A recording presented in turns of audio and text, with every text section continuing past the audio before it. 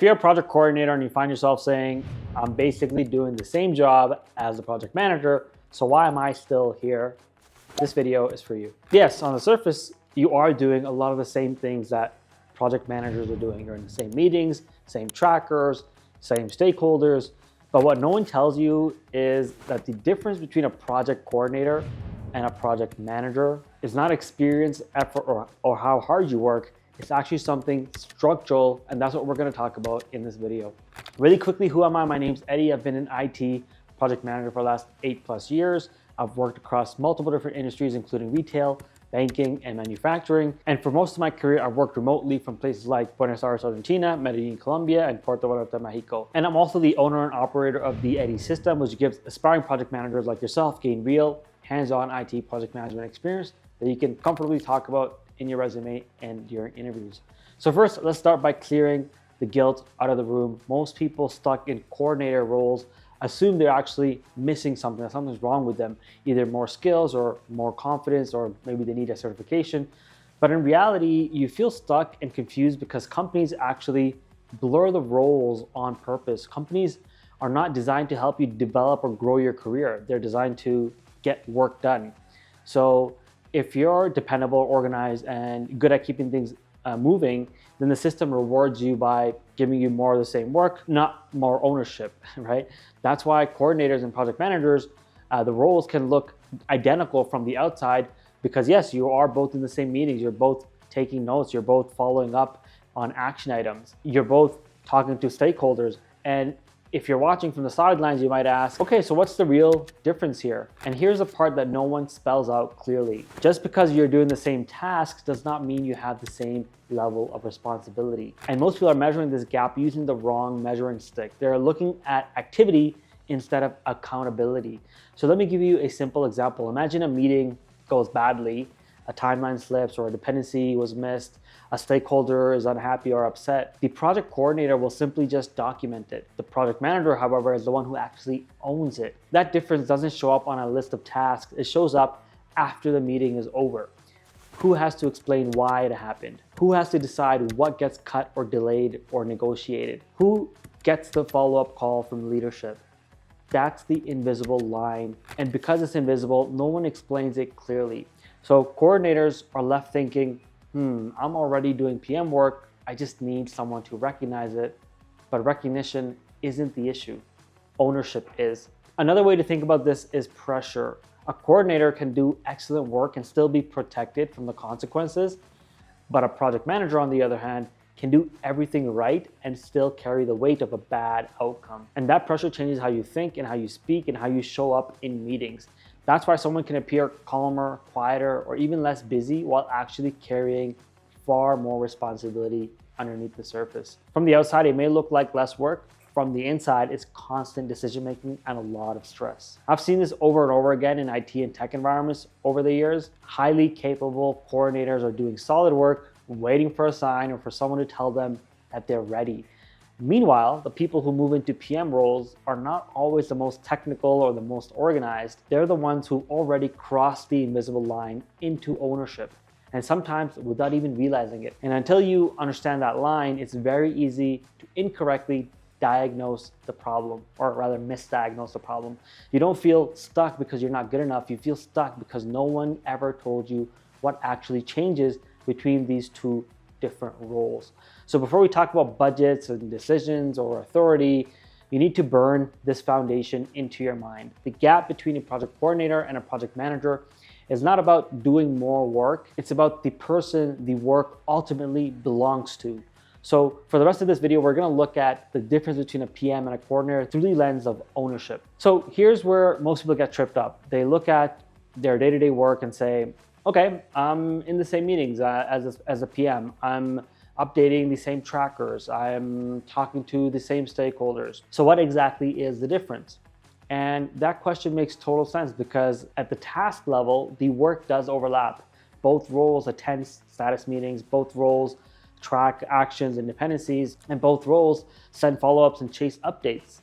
But both roles also care about timelines. And if you listed these tasks out in a spreadsheet, you'd see a lot of these same boxes being checked off. But that's the trap. because project management is not defined by tasks. It's defined by your responsibility.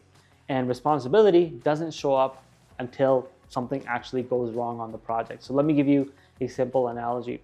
Think about flying a plane. There are dozens of people involved in getting that plane safely to its destination. Air traffic controllers, ground crew, engineers, flight attendants. A lot of coordination and a lot of shared information needs to happen for that to happen successfully. But only one person actually lands the plane. That doesn't mean that everyone else isn't critical. It means only one role owns the actual outcome.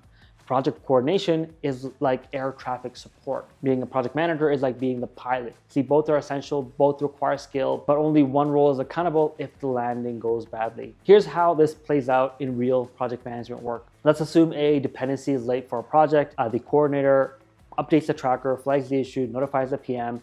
That's good coordination. The project manager, on the other hand, decides whether to push the deadline out, add resources, cut scope, or renegotiate expectations with stakeholders. And then the important part is that they live with the consequences of that decision. Same issue, but very different responsibility. Here's another example.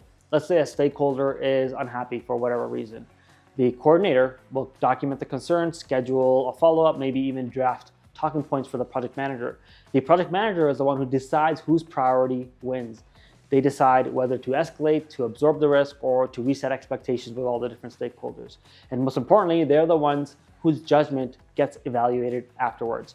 That's the line most people don't see. You can do 80% of PM looking tasks and still not be functioning as a project manager, because the last 20% is where authority and accountability live. This is also why people say things like, I'm doing a lot of PM adjacent activities already. There is an important distinction that needs to be made, because organizations are perfectly happy to let you continue doing PM activities without giving you PM responsibility. Another way to think about it is this. A coordinator's job is to support the project and keep things simple and clear. A project manager's job is to create that simplicity and clarity on the project when it doesn't even exist yet. So what does support on the project to keep things simple and clear even mean? It means tracking the work. It means following established plans, escalating when something doesn't make sense. Creating clarity, on the other hand, means making decisions with incomplete information, choosing between imperfect options, setting the direction when no one else agrees. And so the second part, creating the clarity, is the uncomfortable part, and it's intentionally limited to fewer people. So if you've been measuring your readiness by, I do the same things as the PM, you're asking the wrong question. The better question to ask is, what decisions am I being trusted to make right now? The answer tells you where you actually sit. And once you see that, the difference between a coordinator and a project manager starts to come into focus. This is the part most people underestimate. Ownership sounds abstract until you actually feel it, because ownership doesn't show up when things are going well. It only shows up when things blow up or when things break on your project. And as a project coordinator, your job is often to just surface these issues, but as a project manager, your job is to absorb them and solve them. And that difference actually changes how work feels inside your body. It actually changes your physiology. Let's look at a scenario, and let's say there's two different stakeholders who want conflicting things. Both are senior stakeholders, both are convinced that they're both right, and a coordinator would just, again, document and escalate these differences a bit, but a project manager has to actually choose a direction, and that means disappointing one of the stakeholders, making a trade-off with incomplete information, and being accountable for what happens next. See, what project manager work is about decision authority, and authority is intentionally limited because it carries risk. You might see a PM sit through a meeting without saying anything or without saying much at all, and it can look like, well, what exactly are they doing here? What you're not seeing is the internal work that a project manager is doing. They're evaluating trade-offs, they're anticipating second-order effects, they're deciding when to step in and when to let things play out on their own. That judgment is the job. Over time, this creates a very different mental posture than a project coordinator. Project coordinators are often rewarded for being helpful, responsive, and reliable, while PMs are being evaluated for their outcomes, their judgment, the decision quality. And that's why moving into a PM role can feel more challenging even when the workload on the surface doesn't change.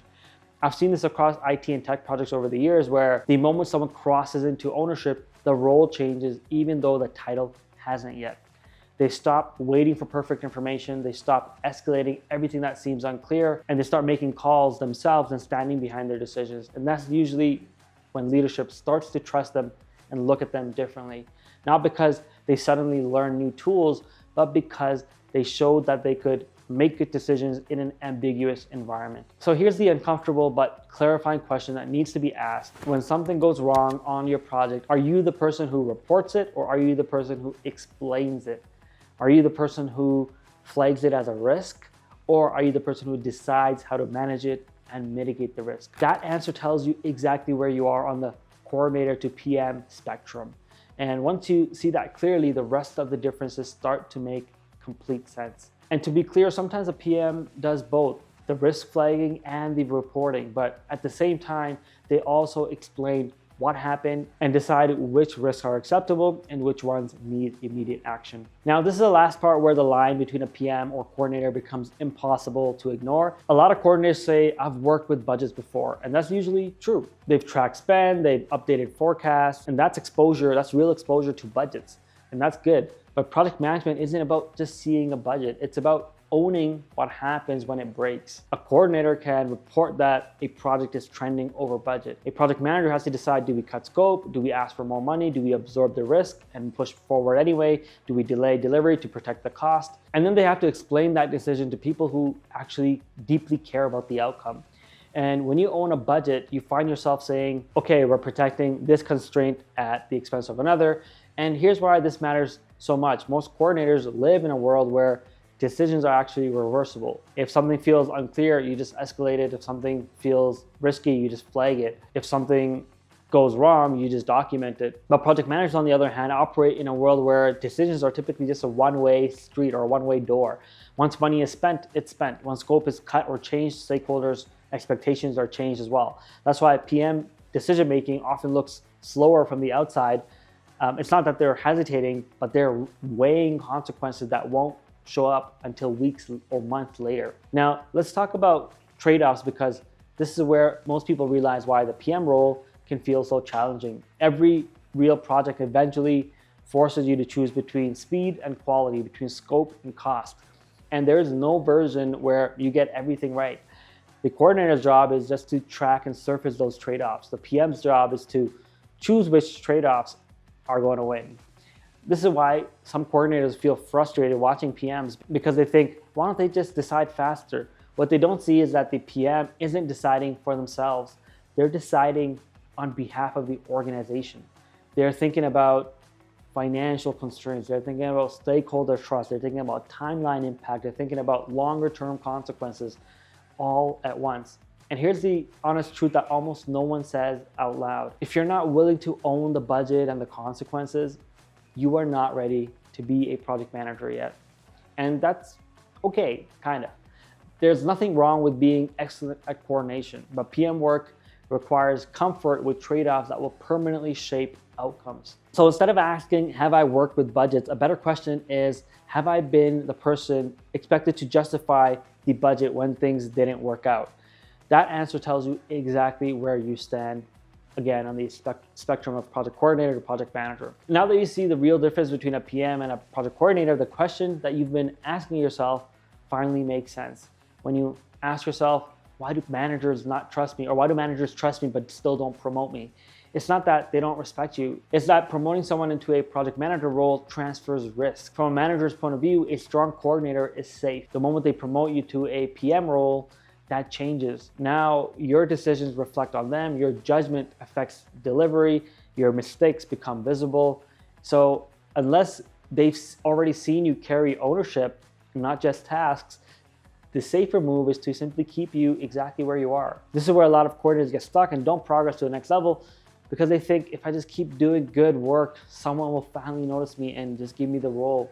But project manager doesn't work like that. Project management isn't a reward for being patient. This is why you'll sometimes find someone less technical, less organized, less experienced step into a PM role way before you, and it's simply because they could show that they were able to make decisions without being asked, that they were able to absorb uncertainty, that they were able to explain trade-offs, that they were able to stand behind their decisions and outcomes. and they didn't wait for permission to own those parts of work. They just acted as if ownership already belonged to them.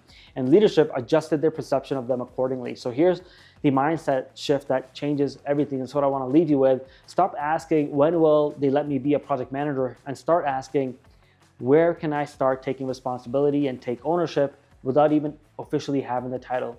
That might mean owning a work stream end to end, being the person who proposes a decision, not just flags a problem, framing updates in terms of impact and trade-offs and not just tasks, and volunteering to own outcomes, not just coordination.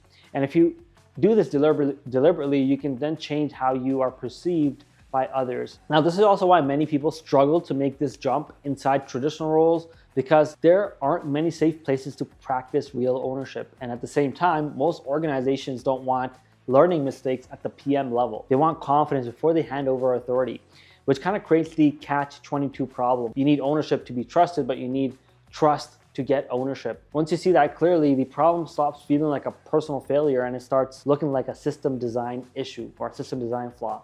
So here's the truth that I want to leave you with. Project coordinators and project managers can sit in the same meetings, use the same tools, and talk to the same people, but the difference is not what they touch, it's what they own. The moment you move from supporting outcomes to owning them, even in small, contained ways, your role begins to change. And when you understand that, you stop waiting to be chosen and you start positioning yourself as someone who already thinks like a project manager. Hopefully now you understand the difference between a project coordinator and project manager.